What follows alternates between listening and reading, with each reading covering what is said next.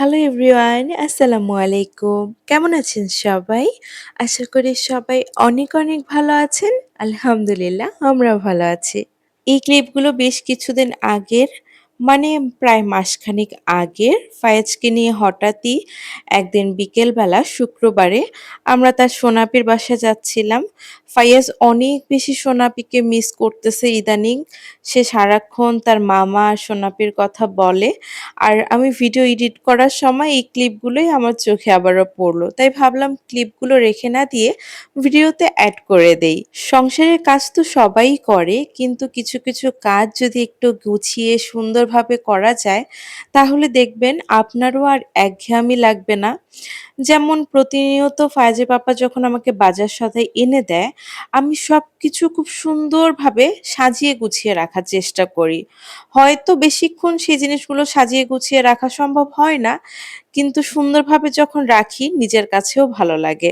আমার কাছে ঘর সাজানো মানে শুধু দামি জিনিসপত্রই কেনা না। আমার মনে হয় ঘরের অপ্রয়োজনীয় জিনিসগুলো কমিয়ে ফেলি, কিংবা ছোটখাটো জিনিসগুলো সুন্দরভাবে পরিচ্ছন্নতার সাথে রেখে দেই, তাহলে একটু বেশি সুন্দর লাগে। সেই ঘরটার মধ্যে একটা আরাম আরাম ফিল হয়।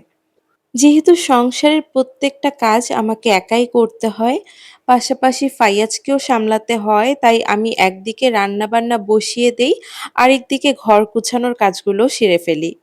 আর এই ভিডিও ক্লিপগুলো গতকালকের। গতকালকে আমার এক ফ্রেন্ডের বৌভাতের আয়োজন ছিল। তো সেখানেই আমরা গিয়েছিলাম। ফার্স্টে ফায়াজের পাপ্পা আমাকে আর ফায়াজকে সেখানে রেখে নামাজ পড়তে চলে গিয়েছিল। বেশ অনেকটা সময় আমি আর ফায়াজ সেখানে একাই ছিলাম। আরও লোকজন তো ছিলই, বিয়েবাড়ি বলে কথা। আর আমি মেয়েটা সুযোগ খুঁজি শুধু শাড়ি পরার। আমার শাড়ি পরতে এত বেশি ভালো লাগে, শাড়ি পরলে মনে হয় মনটা আমার খুব ভালো হয়ে যায়।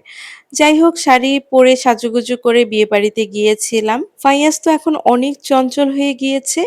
এখন আর সে কোথাও স্থির হয়ে থাকতে চায় না। এই তো সে এখানে গিয়েও দৌড়াদৌড়ি করছিল।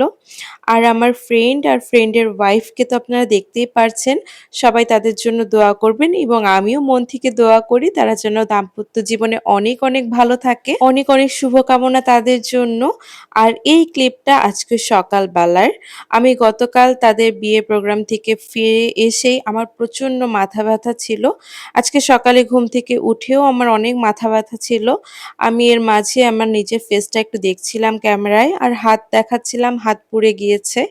আর এইদিকে দেখছি ঘুম থেকে উঠে ফাইয়াজ বিছানার অবস্থা একদম খারাপ করে ফেলেছে। ও আমাদের আগেই ঘুম থেকে উঠে নিজেই নিজের পছন্দ মতো খাবার বের করে খাওয়া দাওয়া শুরু করে দেয়। তারপর আমি বিছানা থেকে উঠে ফ্রেশ হয়ে ওকে ভাত খাওয়াতে বসলাম। ও অনেক দুষ্টুমি করছিল আর আমি ওকে ভাত খাওয়িয়ে দিচ্ছিলাম।